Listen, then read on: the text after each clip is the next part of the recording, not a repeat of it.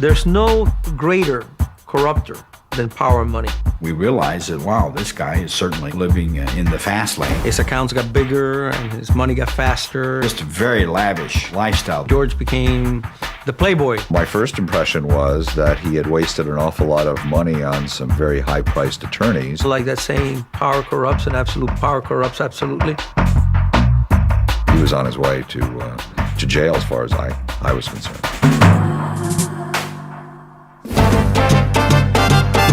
Miami in the late 20th century, emerging crossroads of Latin culture, big money, and cocaine's major port of entry into the United States.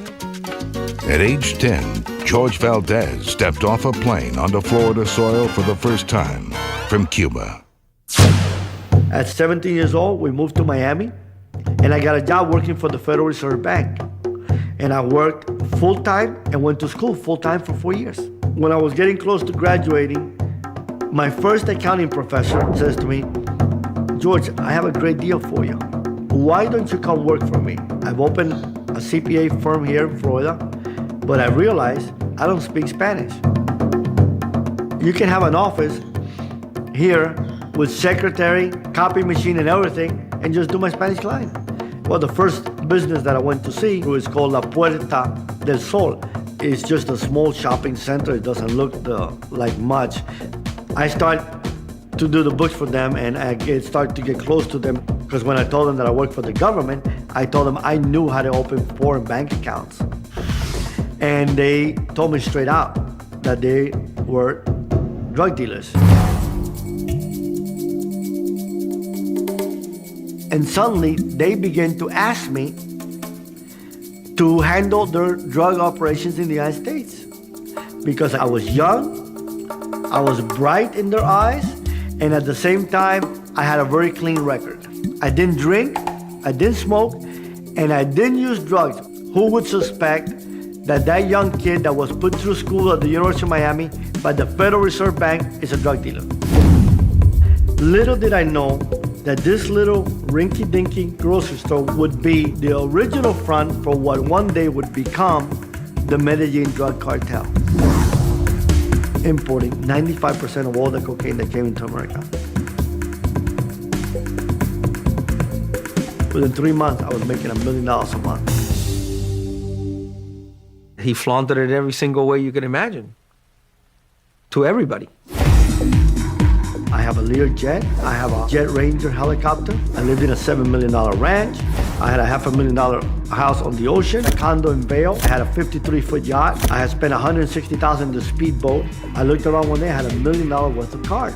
I remember one Christmas, there were 2 Mercedes gift wrapped in the parking lot, one for him and one for his partner, their gift to each other. Like Le Hermitage. All the faucets were gold. The shower head cost me $10,000. Everything was the best of the best.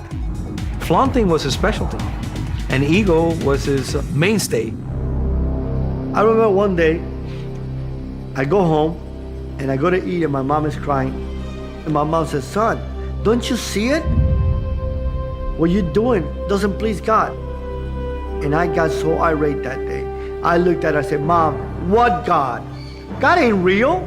Are you stupid? First time I ever called my mom stupid.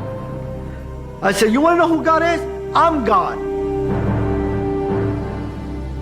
I buy and sell anyone I want every day of the week.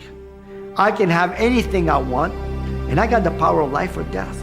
You see these people around me? They'll take a bullet for me. That equals God to me. Things changed. We drifted apart, and then came May of 1979. I'm in Bolivia, and I need to get to this country to meet with this president.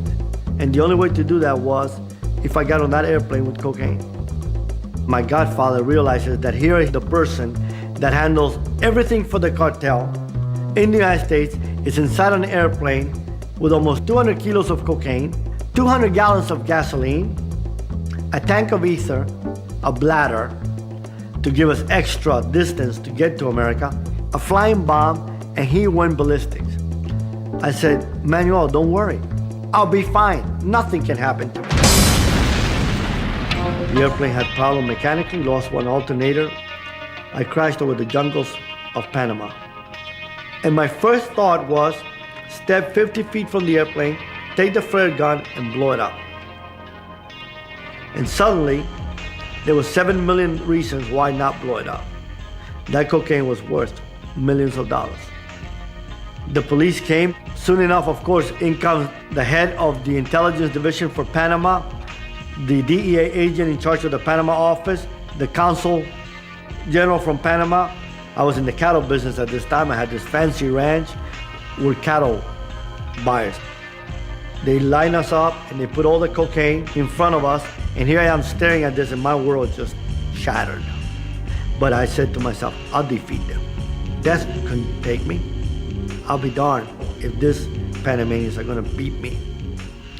So they take me to see the Attorney General. I said, I don't wanna waste your time or my time.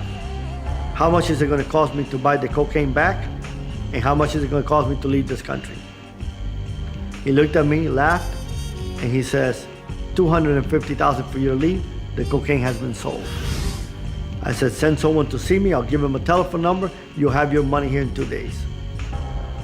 I go back and tell the pilots, I just worked out a deal with the Attorney General.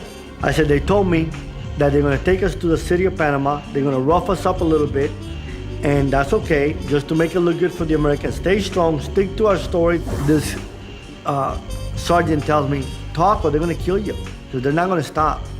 The 2 pilots broke weak, and not only did they say, we will tell the truth, they just said that I had just bribed the Attorney General. They take us to a dungeon, and for the next 10, 14, I don't even know how many days, they torture us so bad that for 5 years, I urinated blood. I never felt so much pain in my life. And they grabbed me like a sack of potato and threw me on an airplane to Miami. I got to Miami, the DEA, a beautiful escort was waiting for me. They said, welcome to the big leagues. I was just a couple of years out of law school, and it was a real big case for me. So I got an opportunity to really not just meet George in court, but when it went time to go to dinner, you know, he would be there, and I really got to know him for the drug dealer that he was. And he certainly was. He was about as big a drug dealer as you get. I went into prison, and you think that was going to have an effect in my life? I got to prison, it was like a homecoming event. Everybody was there that worked for me or for someone that worked for me. He did not learn by his first incarceration. He had it too easy. I had all the money in the world, and I realized that you can live just as good in prison as you can outside. You just can't go home. He had it too easy.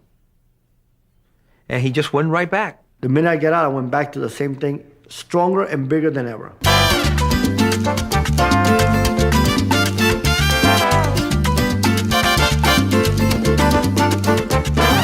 George became the playboy. I was looking for love in the wrong avenues. A trend he followed for many years. It's almost ironic because when I was in the drug business and I was at the epitome of my power, people used to come to me and say, George, how are you doing? And I used to say to them, horrible, those that were intimate with me. I knew that there had to be more to life than just being born, suffering, and dying. So I began to find that through academia, and I didn't. I tried to find it in possessions, and I had $1 million worth of cars, and I was still empty, and more miserable, and more disenchanted. I tried to find it in women. I went out with the prettiest models. One day, my ex-wife, I am partying in my house in my ranch. I had an enormous room with a bar inside and all that, and she decided that night she was gonna drop off my little jewel, Crystal, and I told the maid, don't let her out of the room. Whenever she came to visit me and I was with her, I would never have no woman around. But this time, the woman were already there when she came. And in the middle of the night, she knocks on the door.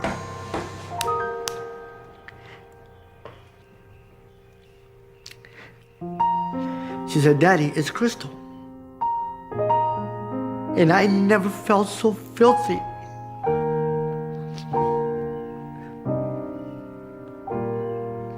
And dirty in my life. And I began to shiver, and I told the girls, get out of my room. And she said, they went to go out the door. I said, no, out the window. And I got underneath my covers and I started to shake.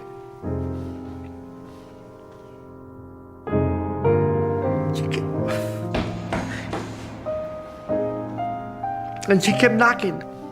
And I shook and I shivered, and my room was freezing cold, and I was sweating my life away, and went out for an hour. Then finally I didn't hear her anymore. And then I felt that when she got quiet, I was so dehydrated, I went to get water. And when I went to get water, she was by the floor crying. And I said, this is it. Early in the morning, I called the members of the cartel that were my partners, and I said, look, if I gotta come clean, I gotta cut clean, I'm out. They offered me an enormous amount of money. I got enough now to live comfortable for the rest of my life. And I moved out of Miami into my ranch. I decided that I was gonna take karate because now I lived out in the country. The nearest town is 20 miles away, and I needed exercise. And I hired this guy to come teach me karate. Every morning he wanted to learn. He wanted to get the black belt as fast as he could. So we started teaching, and he started becoming receptive, started getting better and better. And the relationship was working out. Then I spoke about another sword. And I'm looking at him so intrigued. This guy gonna take up some type of a remote control thing, press a button, and a sword's gonna pop out. And he pulls out a Bible. And I told him that man is made up not only of body, but he's actually three-part: body, soul, and spirit. And I got irate. I said, I'm paying you a lot of money to come teach me karate every day. Tomorrow, leave that sword home and bring the real sword. This man gets close to me where I can smell his breath and says to me, son, what I got to give you, you ain't got no money to pay. This guy's a 7th-degree black belt, and I realized I didn't have a gun. So immediately I said, oh, I don't have to pay? He said, no. I said, okay. When we finish our karate lesson, 2 hours, while the steam room is heating up, waste your time. So I continued my karate lessons, continued teaching him, continued giving him the word.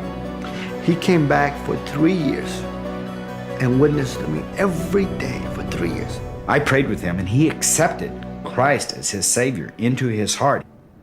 And never did I realize in my wildest dreams that just a few months later that the feds would come in. Drug enforcement agents, customs agents, FBI agents, they're all involved, IRS agents. Completely confiscate everything and take him off.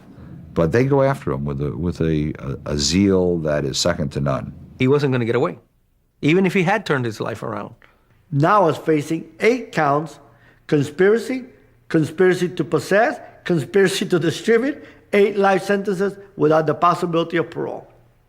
They wanted to see him under the jail, never mind in the jail. My lawyer came to see me. He said, we got a chance of winning. It's not that amount of great evidence. And I said, Alan, I'm tired of fighting. I got to come clean. I'm a Christian now. I have heard that story, and I've heard that song. If I've heard it once, I heard it 1,000 times. And I can go in there and tell these people I'm innocent. I'm guilty. And I got to come clean. It's embarrassing to the point of being laughable to assert in court that your client has become a born-again Christian or has had some tremendous transformation religiously. My first test of being a Christian is I'm in jail, looking at the possibility of staying there the rest of my life. But somehow I had this peace in me that it was going to be all right. Eventually I was released, went to Wheaton College and finished my master's. Then I applied to Loyola for a doctorate in New Testament, and I was accepted. His passion for his ministry is something that has inspired me from the beginning. Because of who I was, I can go to places that nobody can. This is not just somebody who is cooking this up or something to try to get out of prison, but clearly somebody who feels he has a real mission in life to help others. And I did a gang revival in Chicago. And when I finished speaking, I look at the corner of my eye and I see these 2 10-year-old kids with their gang jackets on, crying like I've never seen anybody cry. And I realized that by them coming forward, they were risking their life because they had shown weakness. I have never seen an individual who can inspire people and transform people's lives through his own faith as George. And then I realized that day that my job was on the streets with these kids.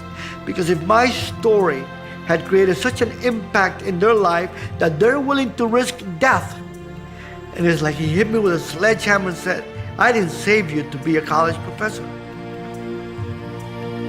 Suddenly I said, Lord, then why did you put me through that pain of a Ph.D. program? Why couldn't I have just finished at Wheaton College with a master? That's good enough.